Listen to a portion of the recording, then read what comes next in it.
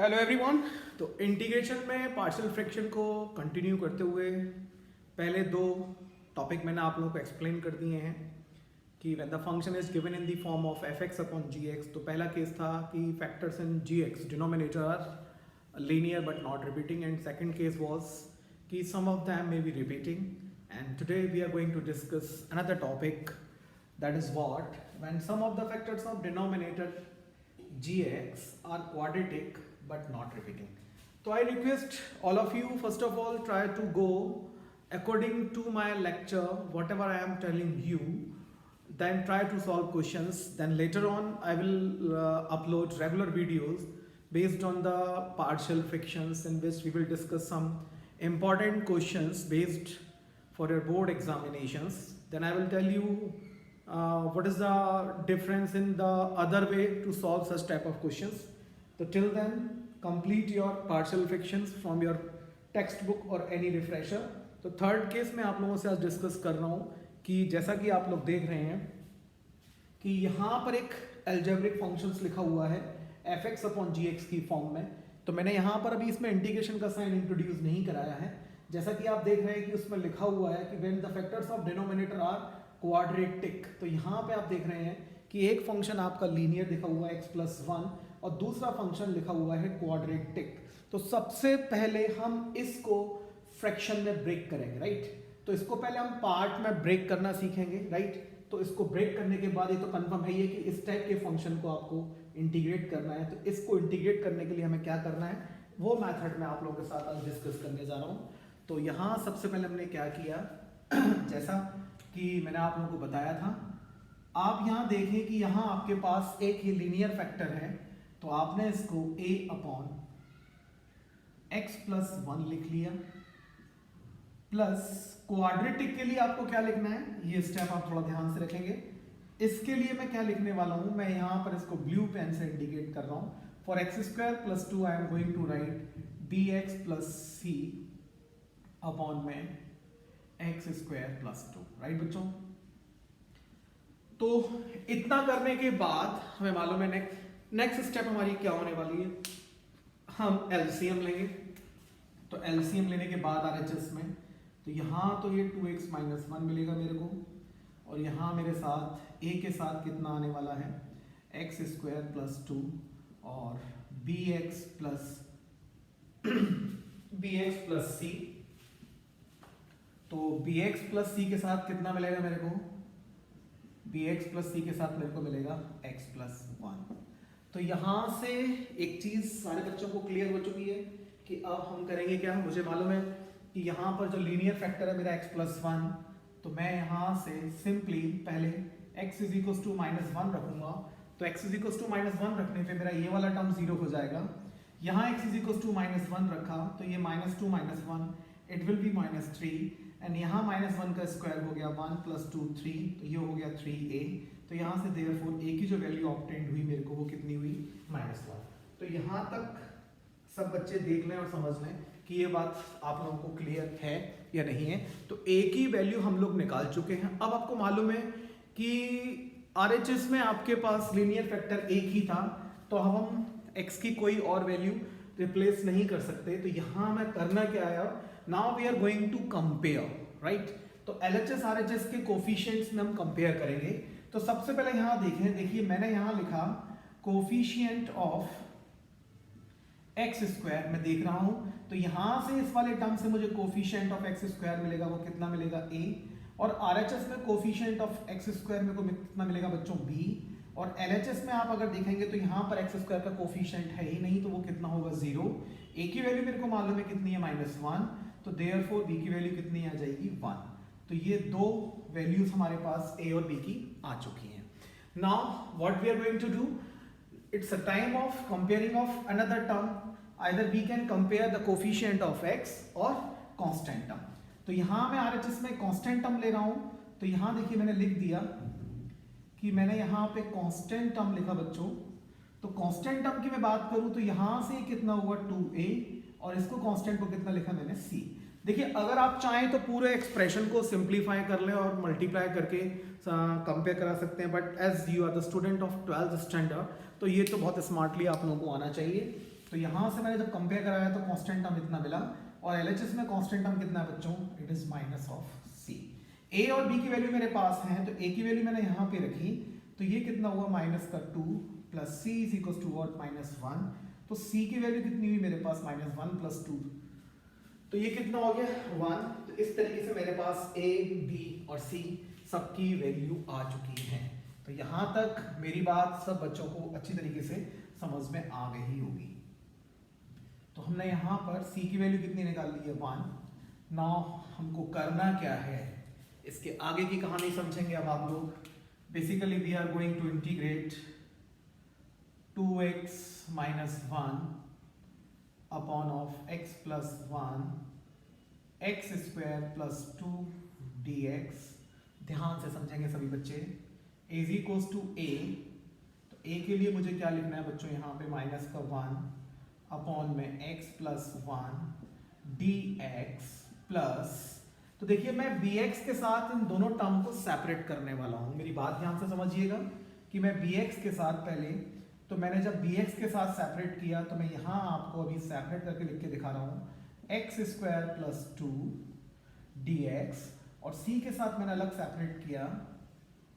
देखिए ध्यान से, c के साथ मैंने सेपरेट करके लिखा जब इसको, तो ये आया मेरा x स्क्वायर प्लस 2 और dx।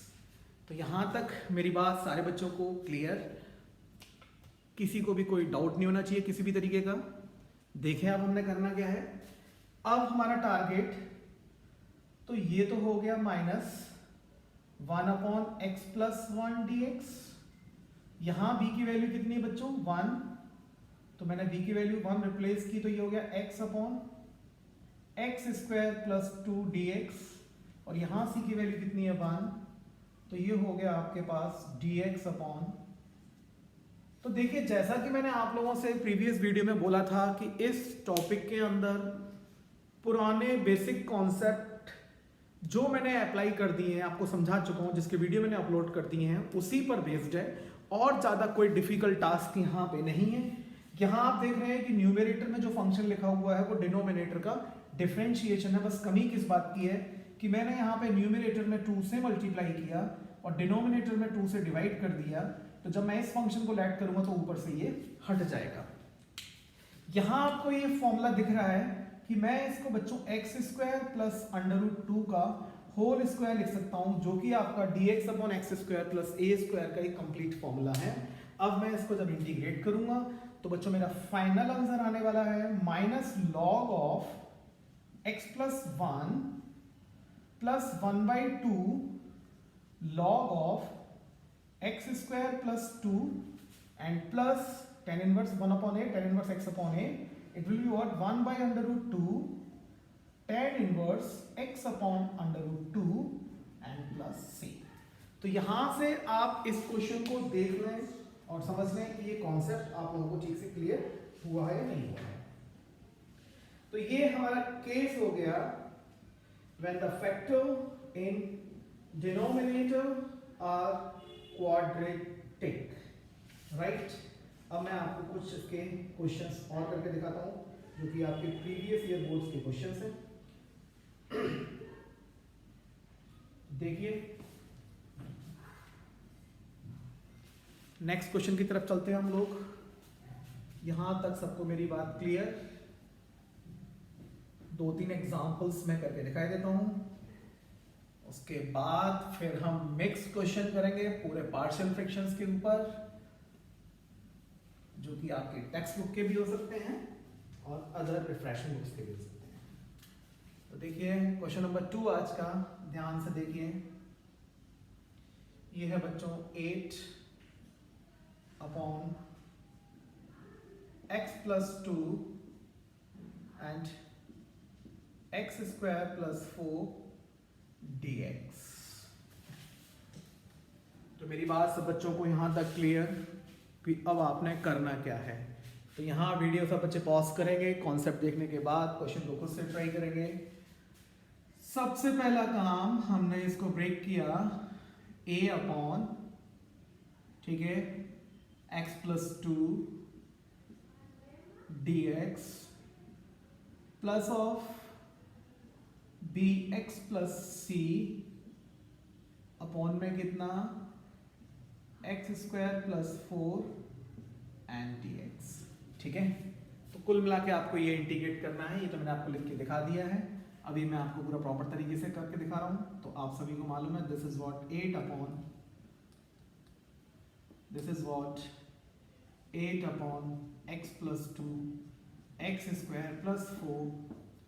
ठीक, इसके बाद आपको मालूम है कि हम इसका एलसीएम लेंगे, तो एलसीएम के बाद क्या मिलेगा a x स्क्वायर प्लस 4 और प्लस bx प्लस c के बाद कितना आने वाला है x प्लस 2 अपॉन में कितना आने वाला है x plus 2 x square plus 4। ये दोनों टर्म इससे cancel. What we will do now, 8 a times of x square plus 4 plus bx plus c, it is what x plus 2 now। c the linear factor is x plus 2, तो यहाँ से हम x is equals to minus 2। ठीक, तो यहाँ तो आपको value 8 मिलनी है और माइनस 2 रखने पे ये 0, यहाँ माइनस 2 रखा मैंने, तो माइनस 2 का स्क्वायर कितना हो गया 4 प्लस 4 कितना हुआ 8। तो देयरफॉर यहाँ से बच्चों a की वैल्यू कितनी आ गई मेरे पास 1। नाउ मैं कोफिशिएंट ऑफ x स्क्वायर ले रहा हूँ, सबको समझ में आ रहा होगा। तो ये हो गया a, यहाँ से कोफिशिएंट ऑफ x स्क्वायर कितना हो गया b, LHS में 0 है तो b की वैल्यू कितनी आ गई बच्चों -1। दो टर्म मेरे पास आ चुके हैं। Now the time of comparing constant term, तो यहाँ पे जो कांस्टेंट टर्म है that will be what 4a, यहाँ जो कांस्टेंट टर्म है that will be what 2c, is equals to कितना 8, a की वैल्यू कितनी है 1, तो 2c इज इक्वल्स टू कितना हुआ 8 माइनस 4, तो c इज इक्वल्स टू कितना हुआ 2। तो यहाँ से देख लें जो a की वैल्यू मेरे को मिली है, b की वैल्यू मेरे को मिली है, तो a की वैल्यू 1, b की वैल्यू -1 एंड c की वैल्यू 2। तो यहाँ तक मेरी बात सभी बच्चों को ठीक से क्लियर हो गई होगी। अब हमने करना क्या है, what we will do now, it is clear to everyone।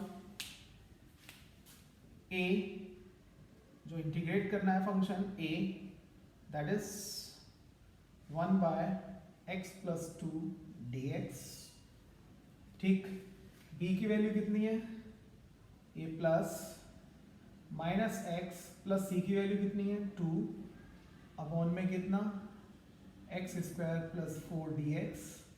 Here we will separate the function. तो फंक्शन को जब हमने सेपरेट किया, मैं इसी के आगे लिखे देता हूँ।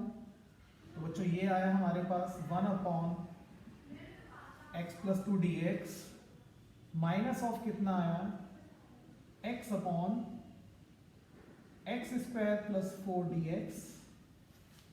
And what will be the next step? This will be what? थोड़ा सा शिफ्ट किया, this will be what? It is plus 2, तो plus 2 upon x square plus 4 को मैं लिखूंगा 2 स्क्वायर एंड dx। देखिए ध्यान से, यहाँ तक मेरी बात सब बच्चों को ठीक से क्लियर है या नहीं है?